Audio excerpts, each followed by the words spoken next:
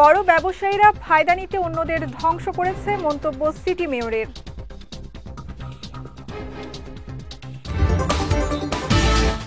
এবং র্যাবের অভিযানে ছিনতাইয়ের প্রস্তুতিকালে গ্রেফতার এক।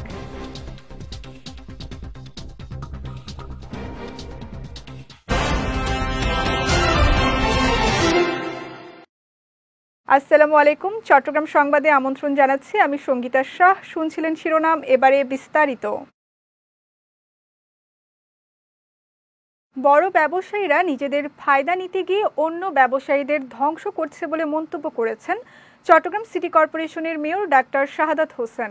গতকাল নগরীর কাজীর দেউরি ইন্টারন্যাশনাল কনভেনশন সেন্টারে আয়োজিত এশিয়া আন্তর্জাতিক বাণিজ্য মেলার উদ্বোধনী অনুষ্ঠানে প্রধান অতিথির বক্তব্যে এই মন্তব্য করেন তিনি।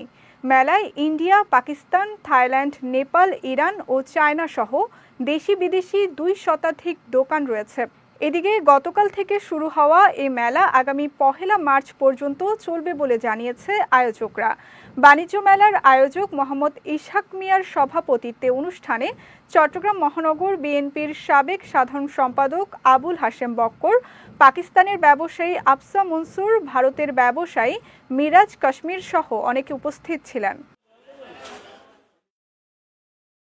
চট্টগ্রামের হাটহাজারী থানা এলাকা থেকে ছিনতাইয়ের প্রস্তুতিকালে দেশীয় অস্ত্রসহ এক ছিনতাইকারীকে গ্রেফতার করেছে র্যাব। দুপুরে গণমাধ্যমে পাঠানো সংবাদ বিজ্ঞপ্তিতে এই তথ্য জানানো হয়। র্যাব জানায়, গতরাতে হাটহাজারী থানা বাসস্ট্যান্ড এলাকায় ছিনতাইয়ের প্রস্তুতিকালে অভিযান চালিয়ে বিপুল পরিমাণ দেশীয় অস্ত্রসহ মোহাম্মদ রাসেল নামে এক ছিনতাইকারীকে গ্রেফতার করা হয়। প্রাথমিক জিজ্ঞাসাবাদে গ্রেফতারকৃত রাসেল অন্যান্যদের যোগ সাজশে দীর্ঘদিন ধরে জেলার বিভিন্ন এলাকায় পথচারীদের অস্ত্রের ভয় দেখিয়ে ছিনতাই করে আসছিল বলে স্বীকার করেছে বলে জানিয়েছে র্যাব। পরে তাকে হাটহাজারী থানা পুলিশের কাছে হস্তান্তর করা হয়। জুলাই গণ অভ্যুত্থান না হলে দেশ ফ্যাসিস্ট মুক্ত হতো না বলে মন্তব্য করেছেন রাঙামাটি জেলা পরিষদ চেয়ারম্যান কাজল তালুকদার। সকালে রাঙামাটি জেলা পরিষদ এনেক্স ভবনে বৈষম্যহীন সমাজ প্রতিষ্ঠায় ছাত্র জনতার গণ অভ্যুত্থানে রাঙামাটি জেলার আহত ছাত্রদের সংবর্ধনা প্রদান অনুষ্ঠানে মন্তব্য করেন তিনি। এ সময় জুলাই গণ অভ্যুত্থানে যারা নিজের জীবন বাজি রেখে ত্যাগ স্বীকার করেছে তাদের জন্য জেলা পরিষদের দরজা সবসময় খোলা থাকবে বলেও জানান কাজল তালুকদার। পরে ছাত্রদের হাতে ক্রেস্ট ও নগদ অর্থ তুলে দেয়া হয়। জেলা পরিষদের নির্বাহী কর্মকর্তা মঈনুদ্দিন শিবলির সঞ্চালনায় অনুষ্ঠানে জেলা পরিষদ সদস্য দেবপ্রসাদ দেওয়ান, সদস্য মিনহাজ মুর্শিদ সহ অনেকে উপস্থিত ছিলেন।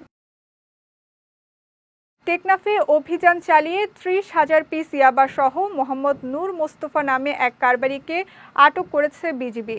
সকালে গণমাধ্যমে পাঠানো সংবাদ বিজ্ঞপ্তিতে তথ্য নিশ্চিত করেন টেকনাফ ব্যাটালিয়ন 2 বিজিবির অধিনায়ক লেফটেন্যান্ট কর্নেল আশিকুর রহমান। গোপন সংবাদের ভিত্তিতে গতকাল খাড়াংখালী বিওপির একটি বিশেষ টহল দল মোস্তাকের ঘের এলাকায় অভিযান চালিয়ে তাকে আটক করে। এ সময় তার কাছ থেকে 30,000 পিস ইয়াবা জব্দ করা হয়। পরে তাকে জব্দকৃত মাদকসহ সংশ্লিষ্ট থানায় হস্তান্তর করা হয় বলেও জানান তিনি।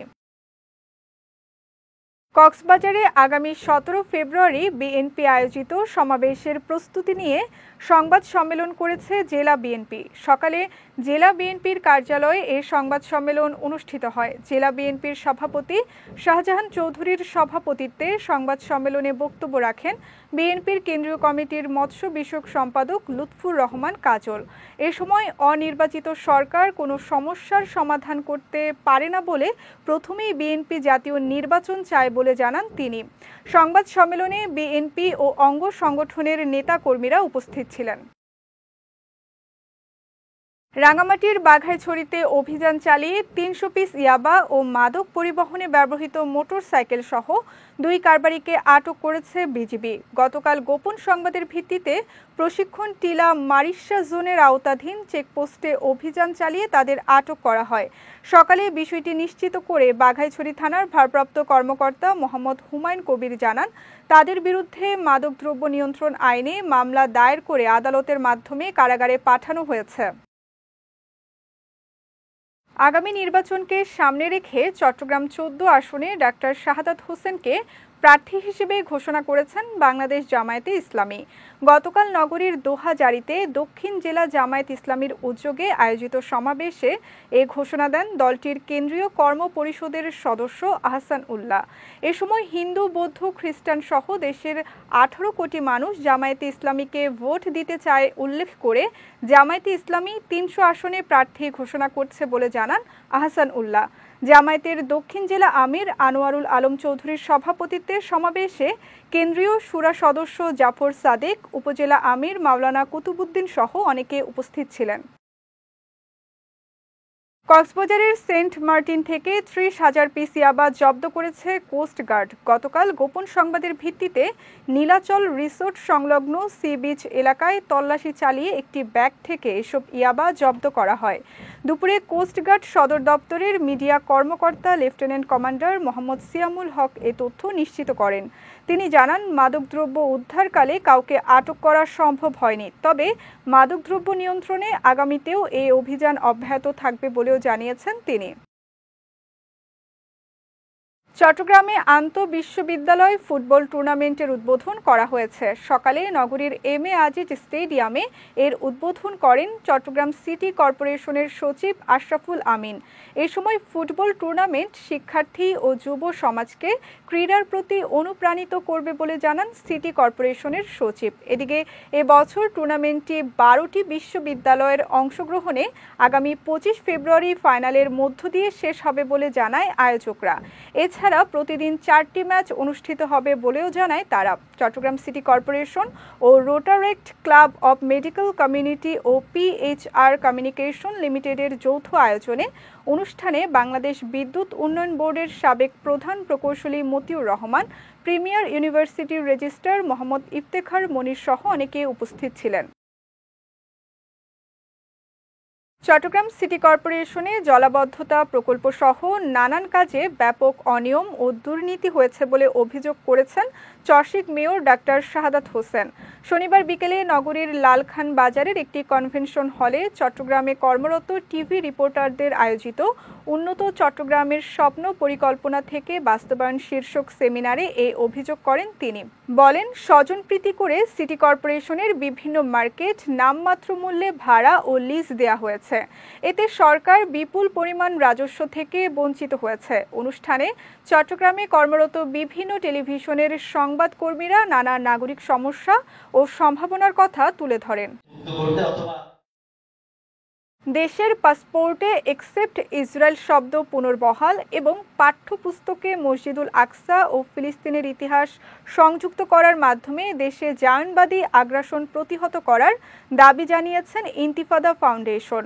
গতকাল চট্টগ্রাম প্রেস ক্লাবে অনুষ্ঠিত ৫ম আন্তর্জাতিক কুদস সপ্তাহ উপলক্ষে আয়োজিত আলোচনা সভায় এসব দাবি জানান ইন্তিফাদা ফাউন্ডেশনের বক্তারা। এ সময় ফাউন্ডেশনের চট্টগ্রাম শাখার সভাপতি মোশাররফ হোসেনের পরিচালনায় সভায় আবু তালেব বেলাল, মোহাম্মদ আলমগীর হোসেন রনি, মোহাম্মদ নাজিমউদ্দিন খান সহ অনেকে উপস্থিত ছিলেন।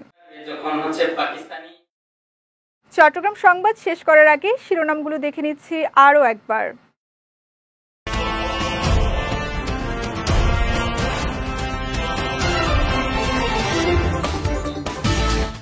বড় ব্যবসায়ীরা ফায়দা নিতে অন্যদের ধ্বংস করেছে, মন্তব্য সিটি মেয়রের।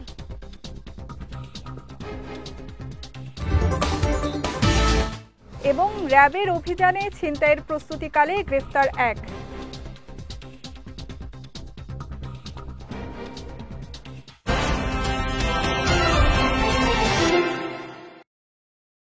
চট্টগ্রাম সংবাদ শেষে আজকের মতো আমি সঙ্গীতা শাহ আপনাদের কাছ থেকে বিদায় নিচ্ছি। রাত 9টায় আমাদের পরবর্তী বিজয় রাতের সংবাদ দেখার আমন্ত্রণ রইল। এছাড়াও আজকের চট্টগ্রাম সংবাদের ভিডিও দেখতে পারেন আমাদের ইউটিউব এবং ফেসবুক পেজে। আমাদের ইউটিউব হলো youtube.com/bijotv official এবং আমাদের ফেসবুক পেজ হলো facebook.com/bijotv limited। এতক্ষণ সঙ্গে থাকার জন্য ধন্যবাদ সবাইকে।